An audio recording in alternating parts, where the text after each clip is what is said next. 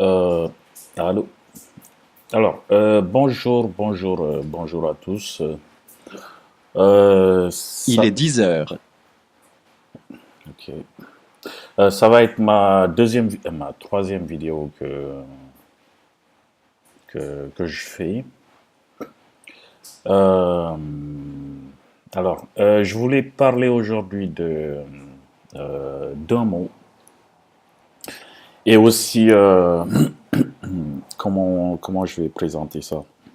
C'est en fait à cause d'un sujet que je me suis dit que je vais faire cette vidéo-là. Et donc, quand je réfléchissais un peu au sujet, je me suis dit, bon, avec toutes les demandes que j'ai eues, hein, j'ai eu pas mal de demandes au niveau de ce sujet-là. Et donc, je me suis dit, voilà, pourquoi pas faire une vidéo et en parler comme il faut.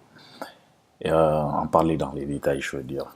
Et donc, c'est de là, en fait, que m'est venue l'idée de parler de ce mot-là. Et donc, le mot que je vais développer aujourd'hui, le mot que je vais parler aujourd'hui, le mot que je vais, voilà, que je compte vous présenter et vous donner aussi mon point de vue, mon opinion, comment est-ce que moi, ça m'a aidé en fait dans, dans, dans mon développement personnel, dans aussi mes entreprises, dans ce que je compte faire, ce que je suis en train de faire et tout ça.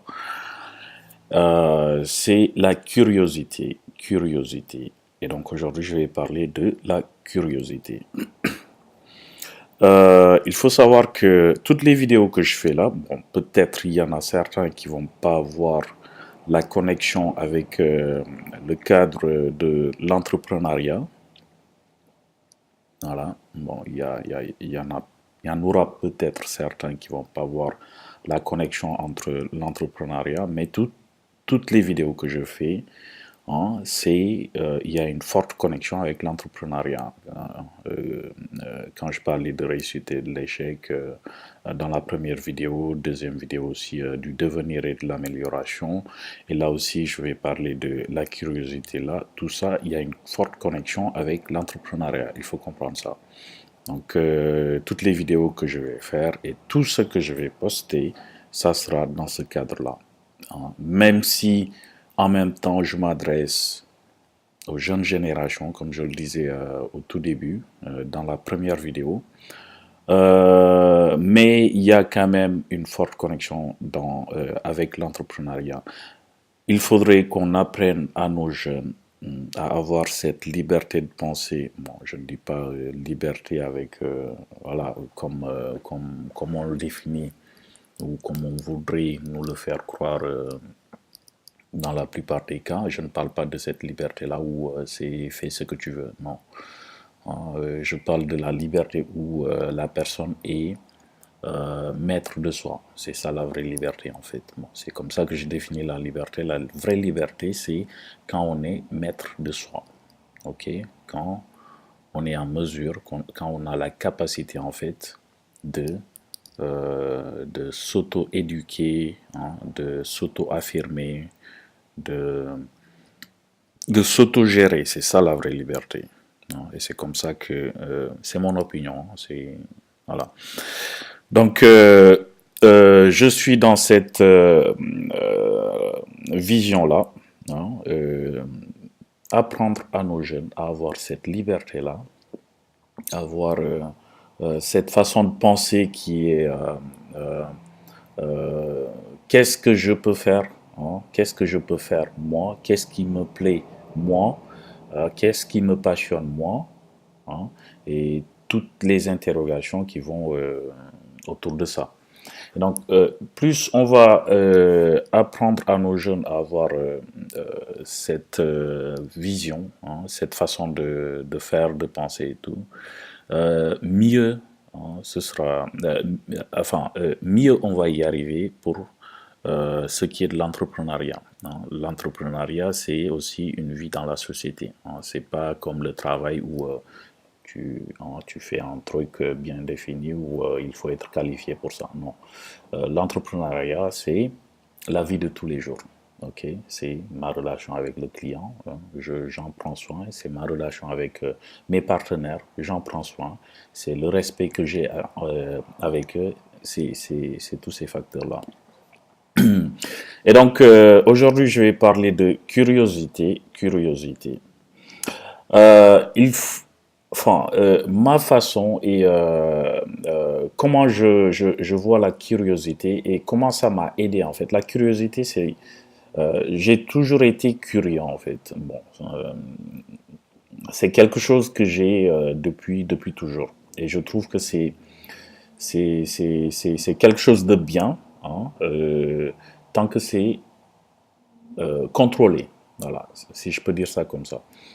Euh, la curiosité, c'est bien, dans la mesure où ça nous permet d'être en avance, je le dis bien, en avance. Hein. La personne curieuse, c'est la personne qui va découvrir très vite les choses, qui va découvrir beaucoup de choses et voilà, qui va être la première personne à profiter, hein, si la chose c'est une bonne opportunité, ça va être la première personne à en profiter. C'est pourquoi être curieux, c'est bien. Hein. C'est bien. C'est bien d'être curieux. C'est bien.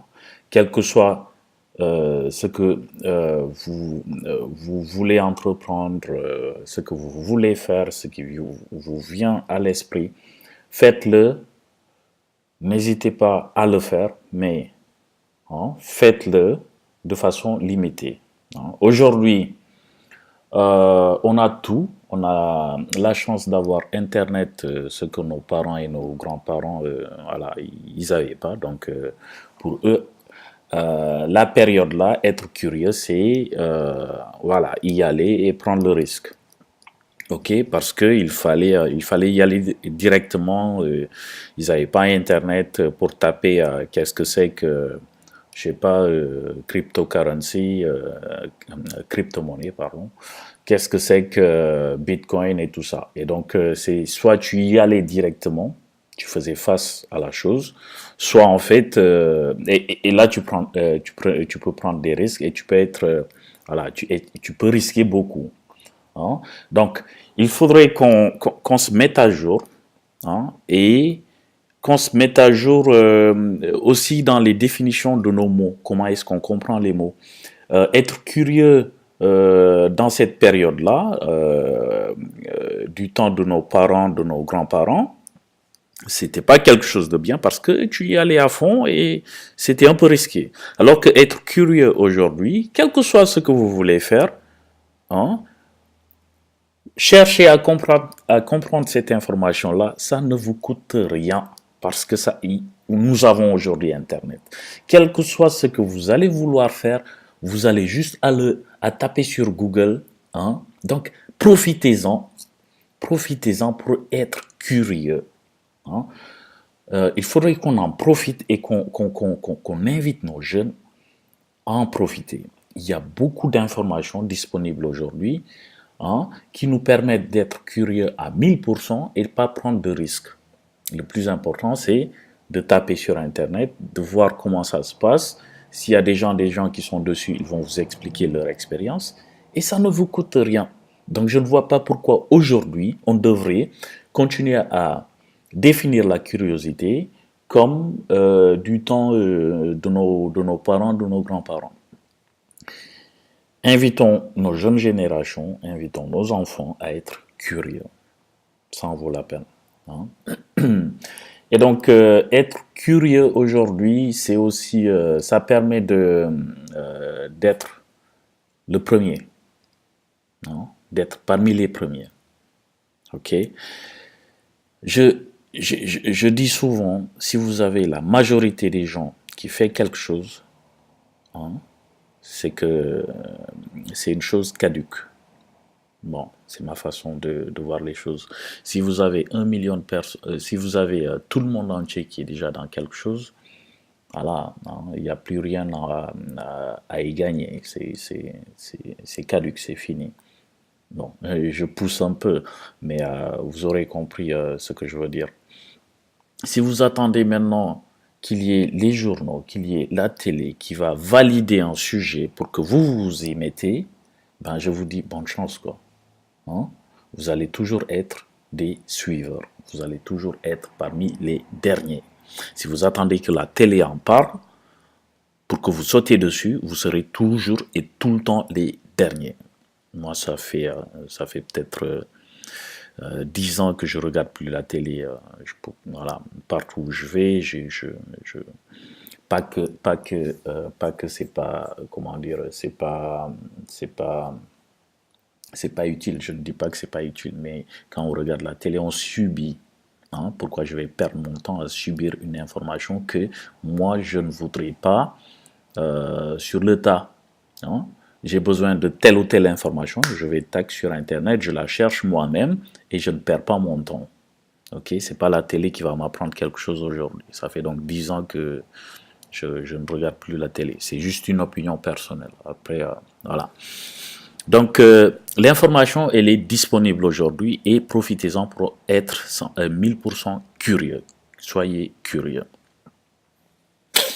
Et donc, de la curiosité, je vais parler d'un sujet qui me passionne. Hein. D'un sujet, j'en ai déjà parlé à certains parmi vous. Et donc, j'invite tout le monde voilà, à être curieux à ce sujet-là. Soyez curieux. Ne vous arrêtez pas juste à les journalistes, ils ont dit, la télé, elle a dit. Soyez curieux. OK? Faites vos recherches vous-même. Arrêtez-vous même si c'est juste 5-10 minutes. Faites vos recherches. Essayez de voir qu'est-ce que c'est, hein, qu'est-ce que ça fait, ça permet de faire quoi. Faites vos recherches vous-même. Apprenez à faire vos recherches vous-même. Apprenez à vous faire votre opinion vous-même. N'attendez pas que la télé vous dise oui, ça c'est bien, sautez et seulement après vous sautez. N'attendez pas que la télé vous valide quelque chose pour que vous le validiez vous-même. N'attendez pas qu'il y ait des millions de personnes qui le valident pour que vous-même vous le validez vous-même. OK? Apprenez à être curieux, apprenez à ne plus attendre qu'il y ait la majorité des gens qui fait quelque chose pour que vous-même vous le faites. Vous serez tout le temps suiveur et on ne peut pas entreprendre dans cette vie-là, on ne peut pas vouloir développer, innover et tout ça et être un suiveur. Hein? Surtout en Afrique, on est plus suiveur, on subit et on attend. Hein? On attend. Qu'est-ce qu'on attend? On attend quoi? On attend que le monde vienne nous dire, bon, allez faire ceci, c'est bien. Et donc seulement après, vous y allez. Aujourd'hui, vous avez Internet. Tout le monde a Internet. Aujourd'hui, on a Internet. Je ne m'adresse pas particulièrement, voilà, mais je parle en général. On a Internet aujourd'hui, qu'on en profite à fond et qu'on le fasse. OK? Et qu'on arrête d'être des suiveurs. Qu'on arrête que, hein, je sais pas, le monde entier valide quelque chose. Et c'est valable pour toutes les populations. Hein. Hein, la majorité, c'est ça. On attend que le monde entier valide pour que nous, on saute dedans. On attend que le gouvernement, il valide pour que nous, on saute dedans. On attend que les médias, la télévision valide pour que nous, on saute dedans. Vous ne serez jamais parmi les premiers. Soyez révolutionnaire là-dessus en étant curieux. Ok, moi, en tout cas, ça a beaucoup marché, ça a bien marché pour moi et je ne regrette pas d'avoir été curieux jusque-là. Et toute ma vie, je serai curieux. Ok. Donc, le sujet, c'est les cryptos. Les crypto-monnaies. Le sujet, c'est les crypto-monnaies, la blockchain. Je ne sais pas si vous en avez déjà entendu parler. Si vous en avez déjà entendu parler, c'est bien. Si vous en avez jamais entendu parler, ne me dites pas de quoi il nous parle encore ou patati patata, nanani nanana, je ne sais quoi. Ne fermez pas, ok? Ne vous fermez pas. Ouvrez et écoutez ce que j'ai à vous dire là-dessus. Et après, allez sur Internet, parlez-en autour de vous, faites des recherches vous-même, ok? Faites des recherches vous-même. pour vous faire votre propre opinion. Si la télé n'en a pas parlé, on n'en a rien à faire. Si la télé n'a pas validé, on n'en a rien à faire. OK? Donc, les crypto-monnaies, la blockchain, le Bitcoin, même si vous ne savez pas ce que c'est, que vous en avez peut-être déjà entendu parler. Qu'est-ce que c'est que le Bitcoin? OK. Faites vos recherches. Bitcoin. Vous pouvez taper sur Google Coin. Quoi ça sert? Vous regardez les vidéos sur YouTube. Bitcoin. Vous regardez les vidéos sur je ne sais où, tout ce qui parle de Bitcoin. Vous cherchez à comprendre le Bitcoin.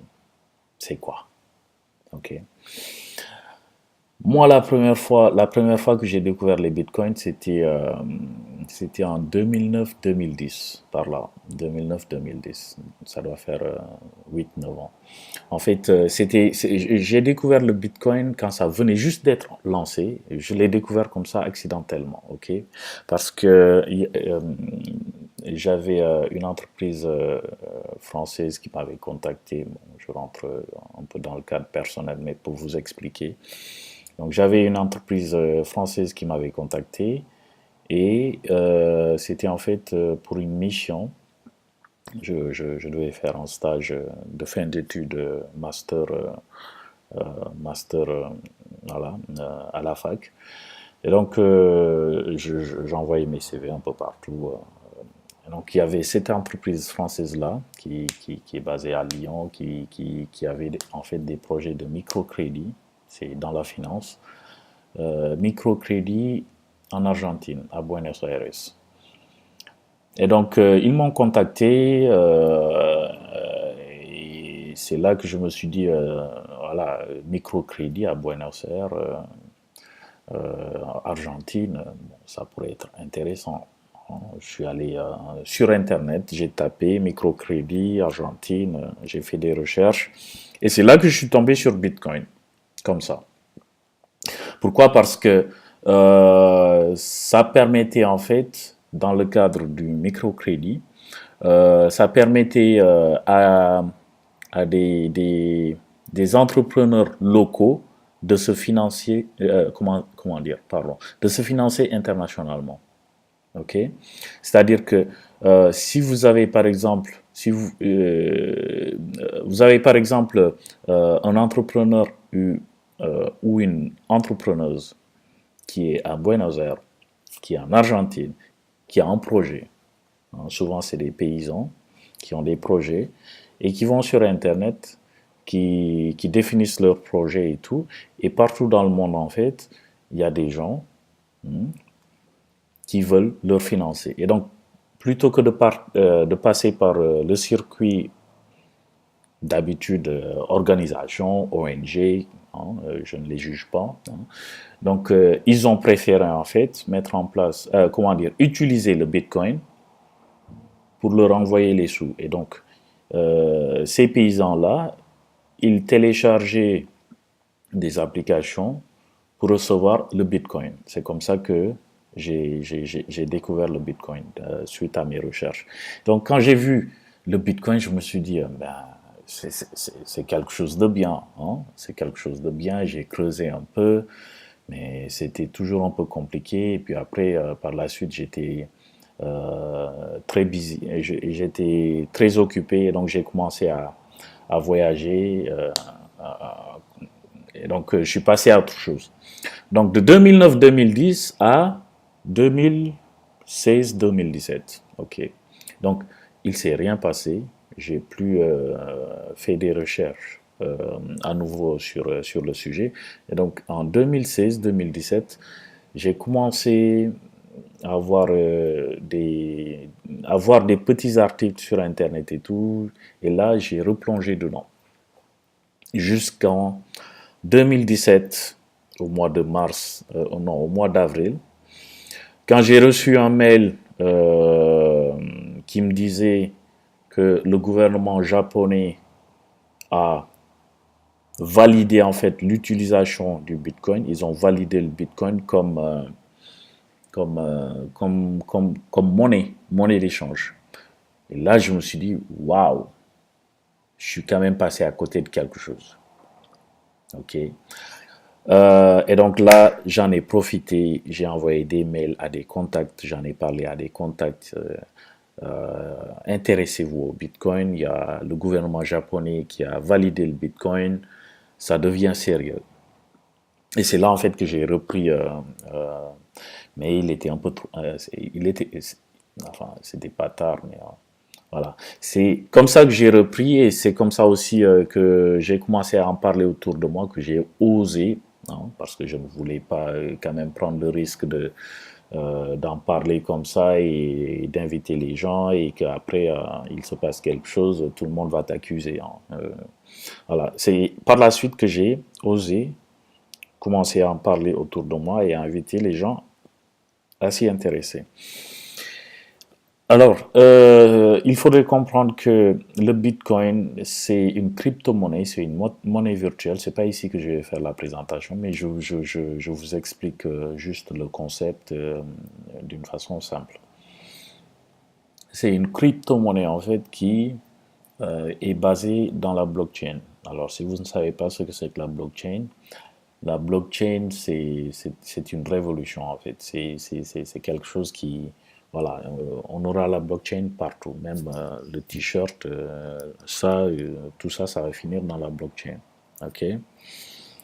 Et donc, la blockchain, pour vous expliquer ça en une minute, en 2 minutes, c'est en fait des contrats, hein, des contrats pair à pair qui permettent de façon décentralisée et démocratique d'enregistrer en fait tout ce qui se passe, toutes les transactions qui se passent.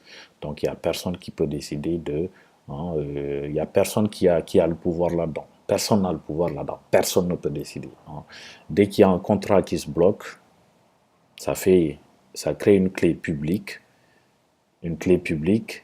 et les clés privées, bon, vous allez souvent entendre de clés publiques et clés privées, c'est comme ce qui se passe aujourd'hui avec les mails, comme nos mails, c'est tout à fait la même chose. Votre mail, en fait, ça correspond à la clé publique dans la blockchain, et votre mot de passe, ça correspond à la clé privée dans la blockchain. Et donc, il ne faut jamais montrer sa clé publique, sa clé privée, mais vous pouvez partager votre clé publique. Ok, vous avez clé publique et clé privée qui sont comme le mail et le mot de passe. Ça, c'est la base en fait, il faut comprendre ça. Alors, je ne vais pas rentrer dans les explications et tout. Je vous invite juste à intéressez-vous sur le sujet. Faites vos recherches. Les mots-clés, blockchain, faites des recherches dessus. Essayez de comprendre. Plus vous creusez, plus vous allez voir. Blockchain, définition, concept, comment ça se passe, comment ça marche et tout. Bitcoin, crypto-monnaie, ok. Faites vos recherches, essayez de vous faire votre point de vue, votre propre point de vue avant voilà, de parler, hein, avant de dire oui, je ne sais quoi, ça ne m'intéresse pas, c'est une bulle ou je ne sais quoi. C'est pas une bulle, c'est pas une bulle. Comprenez ça, c'est pas une bulle. Hein. Tout le monde, tout ce qu'on fait là, ça va, on sera obligé de l'utiliser. Donc ça ne peut pas être une bulle, c'est pas une bulle. Hein. Ça sera une bulle quand on aura découvert quelque chose de mieux, hein, quelque chose qui dépasse. Et donc là, on pourra parler de bulle. Mais pour le moment, cette technologie-là est faite pour être là, hein, jusqu'à 5 ou même 10 ans. Donc intéressez-vous. OK? Donc j'en profite pour dire à tous mes amis anglophones ou à tous ceux qui ne comprennent pas très bien le français et bon, parce que parmi mes contacts, j'ai aussi des anglophones. Je vais, tant que je pourrai le faire, je vais aussi faire des vidéos en anglais. Hein. Je ne sais pas encore comment ça se passe, comment on fait les traductions, comme je vous disais au tout début jusqu'à là. Je suis novice pour ce qui est de faire des vidéos, donc ça va être une nouvelle expérience. Je vais apprendre à faire des traductions. si le temps me le permet encore, ok. Et je vais poster pour cette vidéo-là, je vais la refaire en anglais pour mes contacts anglophones, des pays anglophones, pardon. Donc voilà, encore, faites vos recherches, concentrez-vous sur le sujet, hein, soyez curieux, regardez, hein, voilà. Et si vous avez des questions, si vous avez, je répondrai quand je pourrai, je vous répondrai. Et si par exemple vous êtes intéressé sur le sujet et que je passe par exemple, bon, là je suis en Europe, je suis actuellement à Varsovie. Si par exemple je passe, je ne sais pas, au Ghana, au Sénégal, euh, et qu'il y a des gens qui sont intéressés, on pourra en discuter, on pourra... Voilà. Je suis open en fait, je suis ouvert pour inviter les gens, pour rencontrer les gens, à échanger. Hein. Ça peut être une petite salle de conférence de 50, de 10, 20, 30, 40, 50, 60 personnes. Qui sait, je n'en sais rien. Hein. Ça sera juste échange. Ok? J'échangerai avec vous. Hein. On pourra le faire une après-midi si je passe au Sénégal et que ou en France, dans un endroit donné, et que là-bas j'ai des contacts qui voudraient échanger avec moi, on pourrait essayer d'organiser, de trouver une petite salle, hein, même si c'est juste 5 personnes, prendre un café, discuter, échanger. Moi, ça me plaît beaucoup. Et l'échange, c'est toujours via les échanges que des choses se créent, hein, que les informations se développent. Hein. Donc, moi, ça ne me gêne pas du tout. Hein. Si on peut le faire, à chaque fois que je vais arriver, que je vais passer dans un pays, j'essaierai de mettre au courant mes contacts. C'est pourquoi, bon, là maintenant, je vais commencer à, à préciser les différents endroits où je suis. Comme ça, si le temps nous le permet, je précise encore, si le temps nous le permet, moi, ça ne me gêne pas de prendre une après-midi, de rencontrer 5, 10, 15 personnes, d'échanger avec eux. Ça ne me gêne pas du tout. Hein, au contraire, hein, je suis dans cette optique-là maintenant. Il faudrait qu'on soit dans ce partage-là. Et donc, que ce soit en France, à Paris, à Metz, je sais pas, à Varsovie. À Varsovie, ici, je vais assister à une conférence le samedi là, et ça sera sur la crypto. Et aussi, je vais rencontrer des connaissances et on va échanger sur le sujet et voilà. Et donc partout où je vais aller maintenant, je vais essayer de, ça peut être le week-end, hein, en samedi après-midi ou en dimanche, hein, si tous mes contacts, on se coordonne, hein, les gars, on peut peut-être organiser quelque chose, on trouve une petite salle, même si c'est 5, 10 personnes, juste l'échange, même si c'est une personne, je le fais, hein, voilà, si le temps nous le permet, si vous avez le temps et que moi j'ai aussi le temps, on le fait, il n'y a pas de souci. Mais je ne pourrais pas non plus promettre que tout le temps je vais le faire. Non, si le temps nous le permet, ok, il n'y a pas de souci. Donc voilà pour aujourd'hui. La vidéo en anglais, je vais la faire là. Dites-moi ce que vous pensez, hein, des cryptos, de la curiosité aussi, du Bitcoin et tout ça. Et si vous avez des questions, n'hésitez pas. Donc je vous dis à bientôt. Ciao.